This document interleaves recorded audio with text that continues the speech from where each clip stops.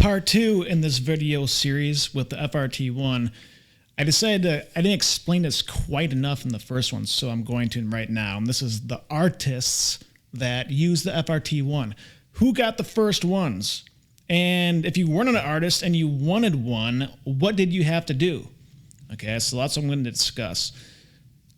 The person who got the first one is Randy Hansen, supposedly. Randy Hansen he's a Jimi Hendrix impersonator, and he knew Floyd Rose because they're in the Seattle area, and I guess Floyd Rose did the sound a lot for his band, and that's how they got connected, and Randy Hansen got the first one, and I talked to him, and for a while I thought he got the first, and then Eddie Van Halen got the second one, but he said he got the first two, and then Eddie actually got the third one. It's all over the place depending on who you talk to on this. So Randy Hansen supposedly got the first two. Now, how did Eddie Van Halen get his? Okay, so it's kind of a little story to this. So Eddie knew Lynn Ellsworth of Boogie Bodies, right? That's a whole nother video. Boogie Bodies was Jim Mormouth and Lynn Ellsworth. They had the company, and they're also in the Seattle area, and Lynn Ellsworth knew Floyd Rose. And somehow Eddie heard about the Floyd Rose from someone, whether it was Lynn or Randy Hansen or someone else, and he decided to go and see Randy Hansen play live somewhere in the Seattle area. And this video can be seen on YouTube. Randy Hansen actually talks about this. It's kind of funny, so they went to go check it out, and Randy Hansen, he had the FRT-1 on his Strat, and supposedly, I'd heard about it and wanted to see what it was all about. And I guess Randy Hansen was going really crazy with the trem. He had it on the floor. He was kicking it with his foot with the trem bar, and he had it connected to a strobe tuner.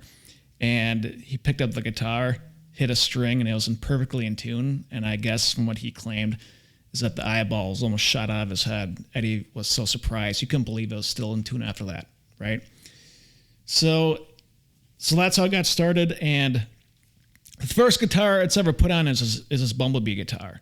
And so he didn't get one that night, so he must have gotten contact. He must have been in Seattle at some point, and Floyd Rose gave it to him, but it's unplated, so he didn't have enough time, so it started rusting really quick, okay?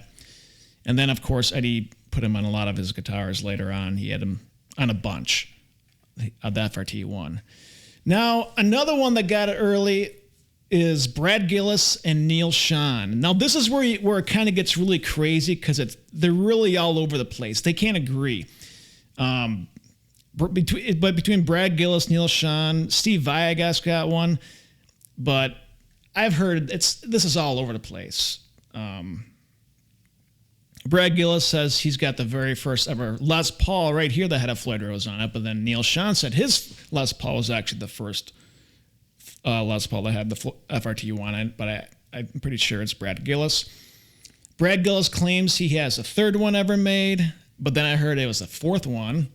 Then I heard Neil Schon thinks he has the second one ever made, which that's not. He probably had the fourth, fifth, or sixth. So basically it's all over the place. Between all these artists, they don't really know. They kind of contradict each other quite a lot. Now, what if you wanted one back in 1980? It wasn't easy. For one, it was briefly made. You had to probably be in the Seattle area, and it's like $400 installed. But you basically had to hear about it sometime in 1980 and contact Floyd directly in his Seattle home and say, let's get this going. And that's like the only way. You only had like maybe a 9-month span where you could actually probably buy one. And he wasn't well marketed at that time. He was making them in his garage or basement. And the only time you do see them on some guitars are like some 1980 Charvel guitars.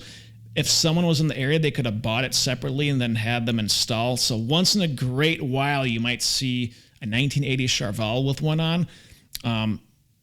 And there's a few other instances, like I've seen a few DeMarzio guitars, which are actually, I guess in a way, Charvel, made by Charvel in that time frame. And that's about it. So and it was only existed the USA versions until about 1980, early 81, and by then I'd been mixing parts with the Japanese FRT-1s. And then, of course, if you were in Japan only in around late 81, early 82, you could have bought some of the guitars with the Japanese FRT-1. But basically, you didn't get one. The only way you got one is if you're in the Seattle area and you knew Floyd Rose somehow, or you're an artist. So that's why they're so rare. I heard the USA, there's only like 50 made. And for the Japanese ones, I'm going to say under 500, but we really don't know. So hopefully that explained it a little more in detail of the FRT-1 and if you wanted one and what you had to do. And basically, as a long story short, you weren't going to get one.